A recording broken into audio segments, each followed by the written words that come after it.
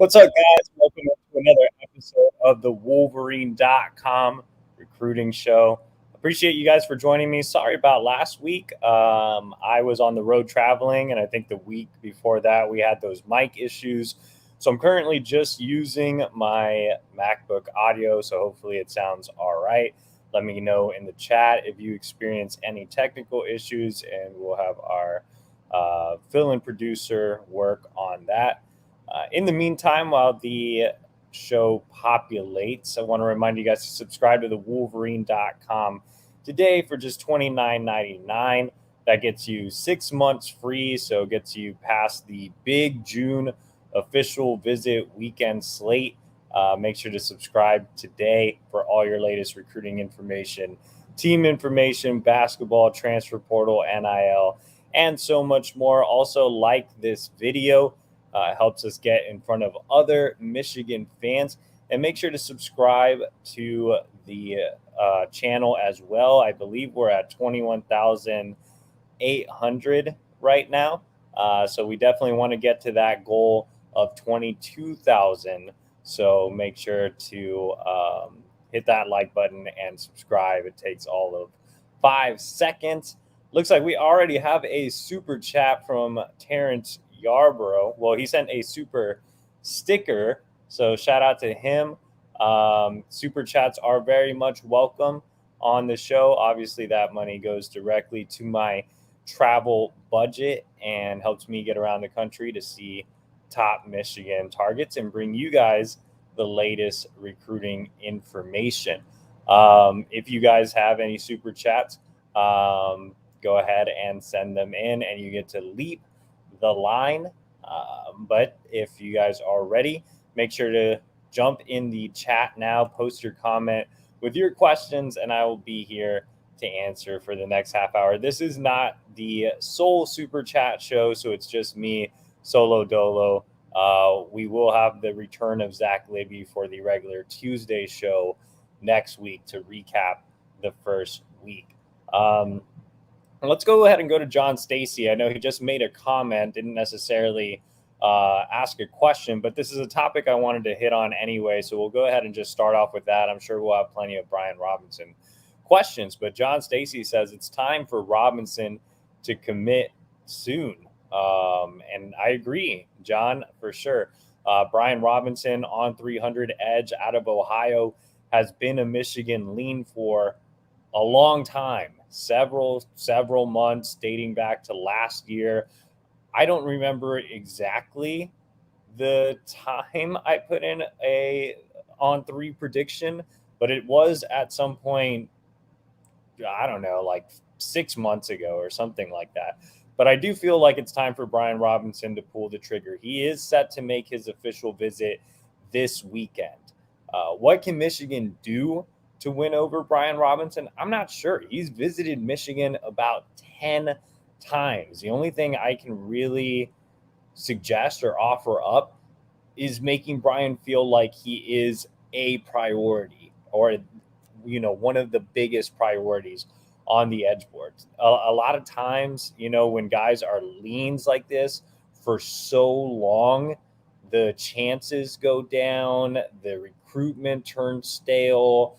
I think even more recently, Kentucky has probably made him feel like more of a priority than Michigan, just because Michigan's after so many guys. Like I've said on the message board too, it's first to 5, man. Michigan's going to take 5 edge guys this year. It's first to 5. Whoever wants to commit, commits. If Brian doesn't make a decision this month, there's a chance 5 edge guys jump on board in the next month. And that's not even an exaggeration. I mean, you could see those spots just flying off the board, especially when you look at guys that are leaning towards Michigan. You have Dominic Nichols, who, the on 3 percentage gives Michigan the best chance to land him.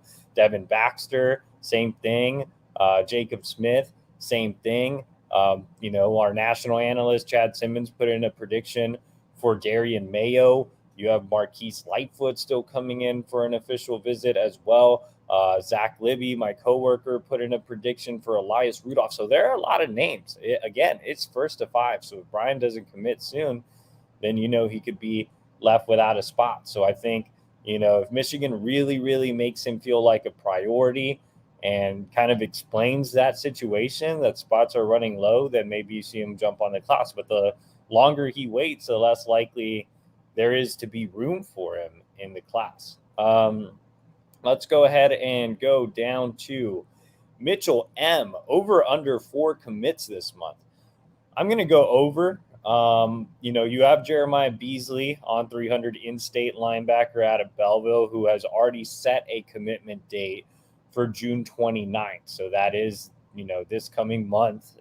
I'm assuming you mean June by this month, since it is May 31st. But assuming you mean June, I am going over. So Jeremiah Beasley, I think, would be one.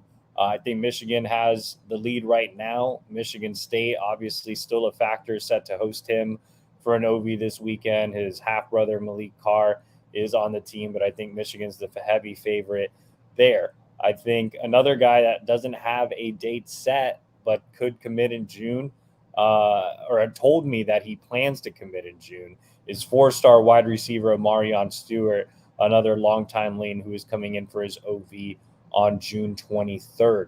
Aaron Childs has been a long-time lean on 300 linebacker at Olney Good Counsel. Told me a decision could come in late June or early July. Then you have Owen Wafel, recent Notre Dame commit, who I just put in a prediction for not too long ago. He's set to come in for an official visit on June 9th and told me that a decision could come at some point before the end of June. Same thing with David Pale, another top defensive line target, coming in for an official visit the same weekend. Told me a decision could also come before the end of June. So a lot of potential options there. Then you have guys that haven't really given a timeline that I think could jump on board as well, including Jacob Smith, who's visiting this weekend and is the twin brother of Gerard Smith. Devin Baxter, who I have a prediction for. Again, any of those edge guys, Baxter, Jacob Smith, Elias Rudolph, with those spots kind of flying off the board, any of those guys could jump in the class. And I'm really interested to see how things go with Jordan Shipp this weekend as well. 4-star wide receiver out of Providence Day, teammate of Michigan commits Channing Goodwin and Jaden Davis. If he shuts it down in June, will it be Michigan? I think if things go well on the OV, the answer could definitely be yes. So a lot of commitment possibilities for June. I actually had a story over on the Wolverine.com listing 5 key targets that could make their decision. I know I kind of gave you a rundown of that story. We go check it out and get more in-depth thoughts on some of those guys. Looks like we have a question from Indigo Ronan.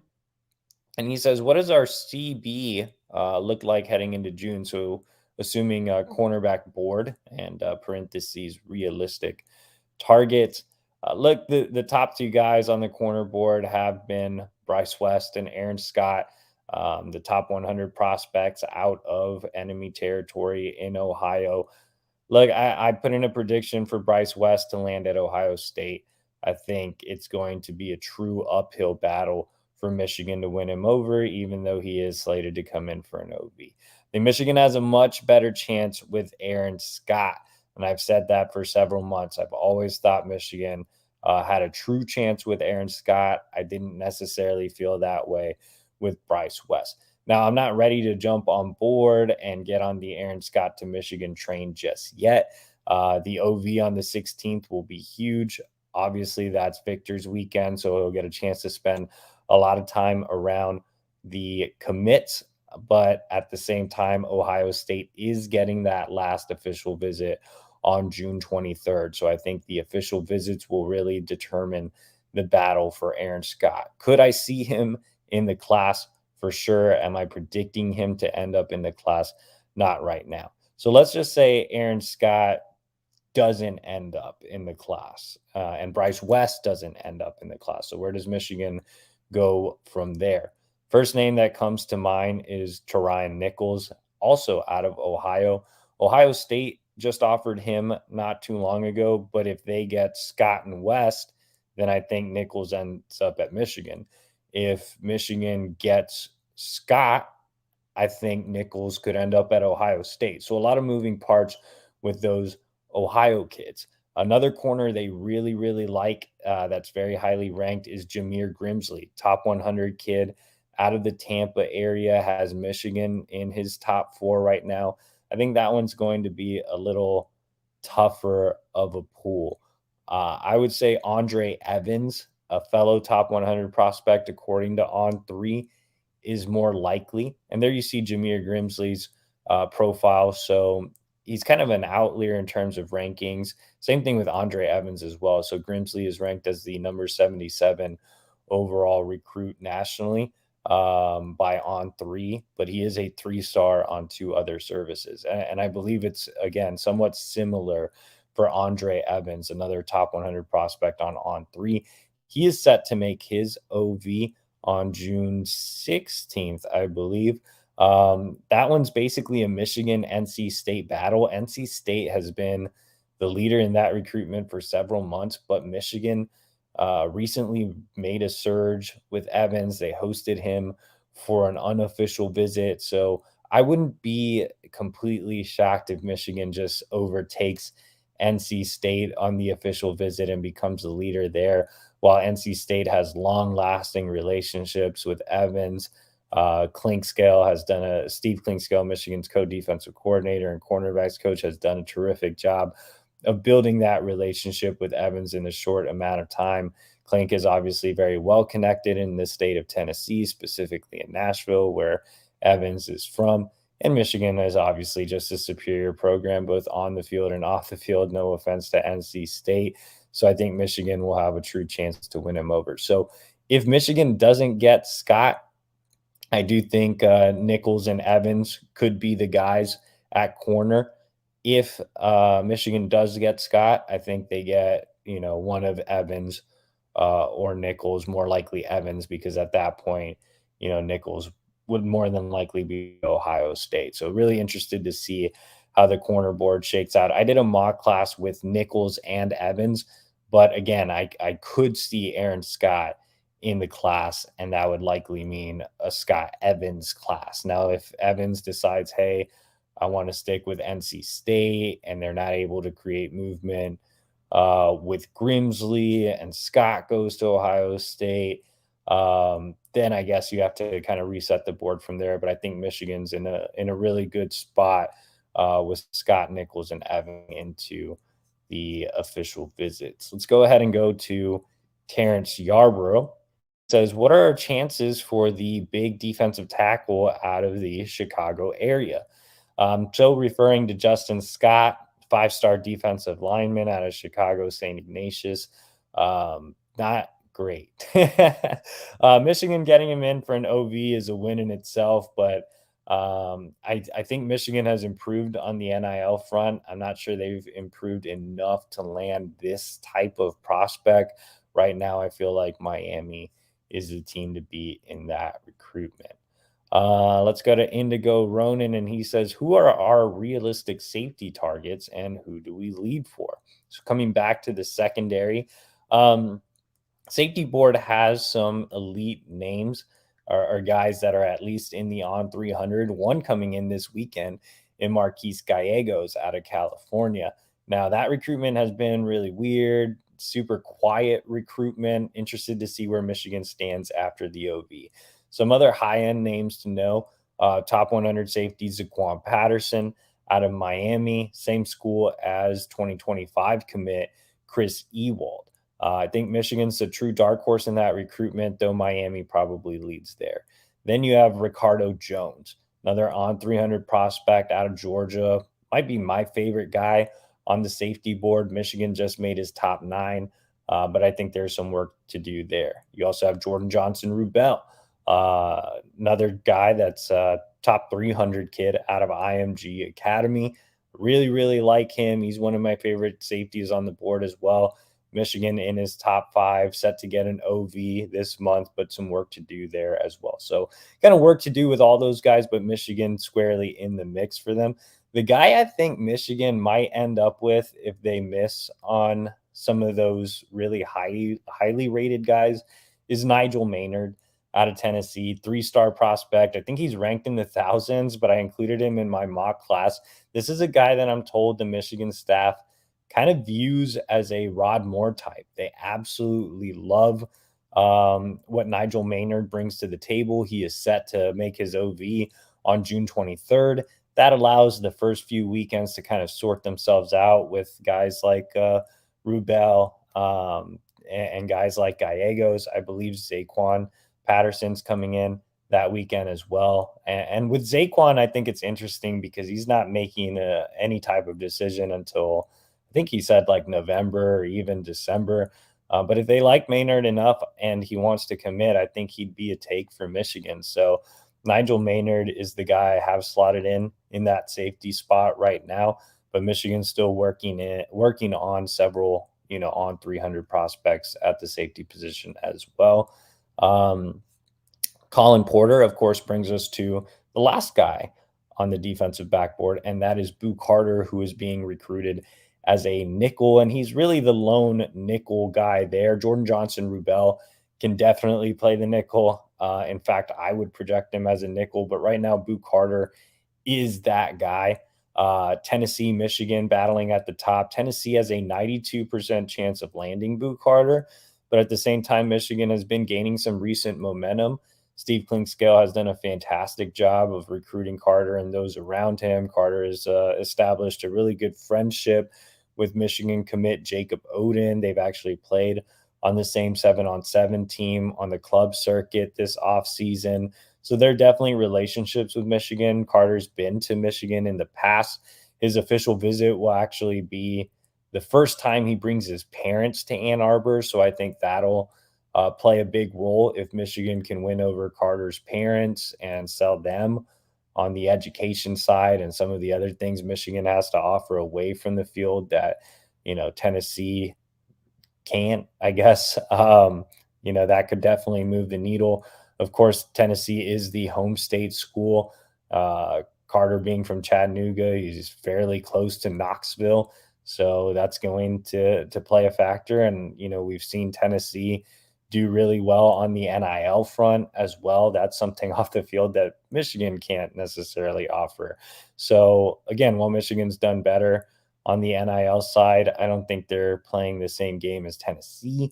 So that's definitely something to watch as well. I think it's 50-50. Carter's one of those guys that, could just commit out of nowhere and really surprise. I don't have a pick in. Like I said, right now I would just label it as a 50-50 battle with Michigan and Tennessee at the top. Let's go ahead and go down to Go Blue 81. And he says, how are we looking with Darian Mayo and Burdell Richardson? So let's go ahead and start off with Darian Mayo, who recently released his top 6. I think Michigan and Ohio State are probably those schools at the top right now. I know our national analyst, Chad Simmons, just predicted Mayo to Michigan, but he grew up with an affinity for Ohio State. He has a great relationship with Larry Johnson, so I'm still very worried about the Buckeyes.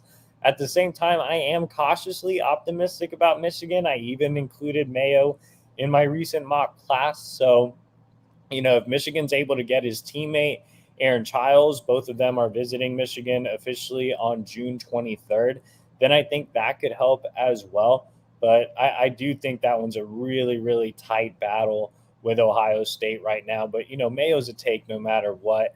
I mean, they absolutely love what he brings to the table. So yeah, I mean, that's kind of where things stand with him. I would say 2 schools that are capable of surging up his list are Clemson, which is getting his first official visit this weekend, and South Carolina. He has a really good relationship with, edge recruiter and area recruiter Sterling Lucas, who does a really good job in the DMV. The Gamecocks obviously went into the DMV last cycle and pulled Nicholas Harbor. So I wouldn't dismiss South Carolina either when it comes to Darian Mayo. But right now, heading into June OVs, of course, OVs can change a lot of things in recruiting. But heading into these June OVs, I do think it's more of a Michigan, Ohio State battle. And then we are talking about Burdell Richardson, I'm assuming. Burdell Richardson, 4-star wide receiver out of the Tampa area. Um, Michigan is in his top 4. I think LSU probably leads there. There is a connection with Jaden Davis. He played on the same Club 7-on-7 team on this circuit this year.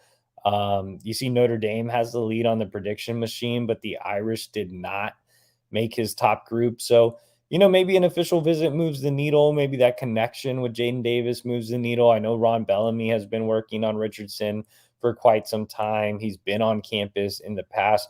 I feel like Burdell Richardson is the least talked about wide receiver on Michigan's board, but Michigan continues to impress him. So we'll see if the official visit moves the needle. But like I said, right now, if I had to give an advantage to a school, it would probably be LSU.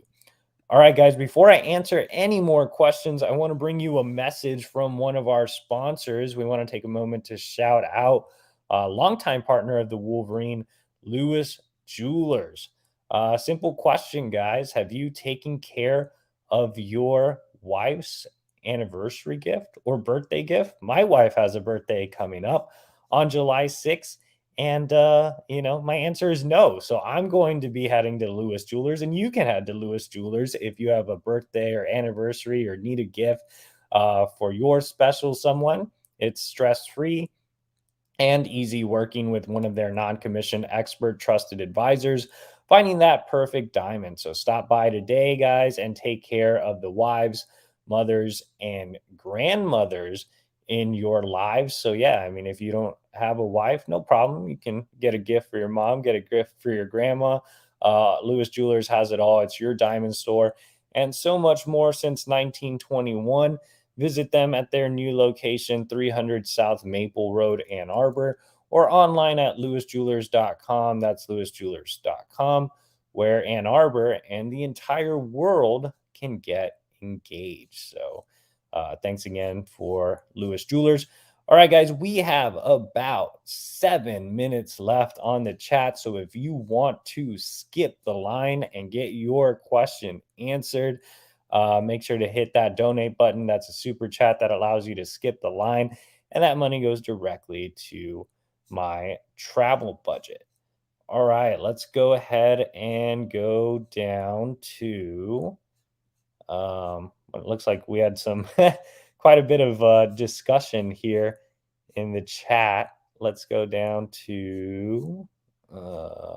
Sorry about that, guys. Why are you guys arguing? Let's go ahead and go down to Jason Moose. And he said, EJ, I just heard 4-star Jordan Shipp has also scheduled for an OV in June. Yes, so Jordan Shipp is coming in this weekend. So, guys, just to clarify, June 2nd is the first official visit weekend. So, obviously, that's coming up in a few days. There are 4 guys coming in for the official visit weekend. That is 4-star edge rushers Brian Robinson and Jacob Smith, 4-star wide receiver Jordan Shipp, and 4-star safety Marquise Gallegos. In terms of Jordan Shipp, like I said, he is coming in this weekend. He was originally looking at coming in the 16th, Victor's weekend, which would make sense since that's when Channing Goodwin and Jaden Davis are supposed to come in. I believe he's doing a national 7-on-7 tournament that weekend. In fact, Amarion Stewart, fellow wide receiver target, was also set to come in on June 16th, but decided to push back his official visit to June 23rd so he could play in that tournament out in California. Either way, look, I actually think this might be a positive for Michigan to not have him come in the same weekend as Jaden and Channing. He's already been to Michigan with Jaden and Channing on multiple occasions. I think this gives Jordan Shipp a sense of being his own individual, being his own top target at the University of Michigan, allowing Ron Bellamy to say, look, Jordan, we're not recruiting you because of Jaden Davis or because of Channing Goodwin. Regardless of whether Jaden Davis or Channing Goodwin came to Michigan, we want you. You've been our top target for a long time. And that's completely true. I mean, if Jaden Davis didn't exist, if Channing Goodwin didn't exist, I still think that Jordan Shipp would be a top priority on the wide receiver board for Michigan. He fits what Michigan really wants, not just on the field, but off the field. On the field, he's a bigger, thicker receiver at about 6'2", 190 pounds. He's physical. They want a real outside presence in this class. Jordan Shipp can provide that. He's a very willing blocker, really strong hands, makes tough grabs and catches, terrific catch radius as well. I think he's really impressed this offseason and made strides. I think he's a little underranked. So I've been a big Jordan Shipp fan for a while as well. And then in terms of off the field, this is a guy that was a junior captain at Providence Day. Channing's a great kid. Jaden's a great kid. Neither were team captains as juniors. That was Jordan Shipp. He was the team captain. He was the leader. He just blends well with what it means to be a Michigan man. And because he was the team captain, I think Jordan Shipp is going to make his own decision and reach his own conclusion. So it doesn't matter if you would have brought in Jaden Davis or Channing Goodwin. I think Jordan Shipp wants his own individual experience. I think he wants to come to his own conclusion, and that doesn't mean that I'm alluding to him not picking Michigan. I think he just needs to get there on his own. It's like the conversation I had with Blake Frazier last week. It was like, Blake's obviously a legacy recruit. His dad is Steve Frazier, and he said he was kind of trying to fight going to Michigan because everybody wanted him to just follow in his dad's footsteps, but he finally reached the conclusion that Michigan was the best place for himself. And I think Shipp needs to reach that conclusion. I think it's smart that they are, or that they've rescheduled this visit to this weekend. Looks like we have a super chat from Ryan Moose, and he says, EJ, do you think we have a shot at Ryan Wingo and Justin Scott? I know Wingo is a heavy Georgia lean, but if any staff can flip both, it's Michigan. I think with Justin Scott, like I mentioned earlier, before we talk about Ryan Wingo, I just think Scott's going to be tough to win, especially, on the NIL front with what Miami's doing. I think that's a big reason Miami has been surging here. So right now I would give Michigan a very outside slim chance with Justin Scott. Ryan Wingo, I'm not sure it pairs much better, man. I do think Ron Bellamy has done a great job here. Even getting an OV from Ryan Wingo when things look dead in the water is a big positive. So kudos to Ron Bellamy for doing that. He put in a lot of work in the Ryan Wingo recruitment. He was just in St. Louis last week seeing Ryan Wingo, so they've invested a lot here. He's been to Michigan twice in the past. He's been to Michigan more than Justin Scott. So I do think there could be a chance with Ryan Wingo, but I wouldn't get super excited about him at all. I still think he probably ends up at Georgia. The interesting about Ryan Wingo is you've had some leaders shift with him. I think Notre Dame was an early leader, and then Tennessee became the team to beat, and then Georgia became the team to beat. But with Georgia landing Dylan Raiola, I think that's a big plus for the Bulldogs. Obviously, what they've done on the field helps as well. So, yeah, I mean, I would say right now when it comes to Ryan Wingo and Justin Scott, I would definitely temper expectations. So it looks like we are hitting the 30-minute mark. So if you guys have any last-minute questions, make sure to jump in the chat and ask them. If not, well, the title says previewing the big official visit weekend. So, like I said, the four guys coming in are Jacob Smith, Brian Robinson, Marquise Gallegos, and Jordan Shipp. I'm going to just ask myself a question. Do I think Michigan will get a commitment coming out of the weekend? Man, I'm really interested to see how this one goes. Jacob Smith still has official visits scheduled to Kentucky and Nebraska, but at the same time with Gerard already committed and Gerard coming in with him for an unofficial visit, Gerard will make his own OV on June 23rd. I think there's a chance that they can get Jacob to commit as well and maybe not go on those last OVs. What's important with the Smith brothers is their mom didn't come the first time. It was just their dad. Their mom will be with them this time. So if they win over mom, I think they can win over Jacob. Brian Robinson, like I said, man, he's been a long time lean. He needs to lock up his spot now because those edge spots could be flying off the board soon.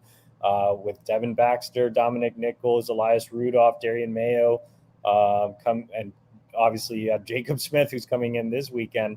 I mean, there are only so many spots here, so we'll be interested to see if Brian Robinson finally pulls the trigger. Jordan Shipp, obviously I gave an overview of his visit earlier. I do think there's a chance there, but he is scheduled to visit NC State next weekend. And Marquise Gallegos is the mysterious guy of the weekend. No real gauge for where Michigan stands in that recruitment right now. I think we'll learn a lot more following this official visit.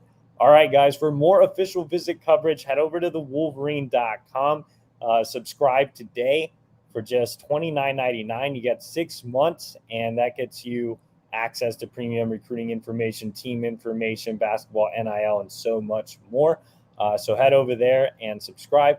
Also, like this video and subscribe to our YouTube channel. Our next goal is to get to 22,000 subscribers. We're only 200 away. So subscribe. That is completely free. Enjoy the rest of y'all's week. Looking forward to the big OV weekend, and we'll see y'all next week.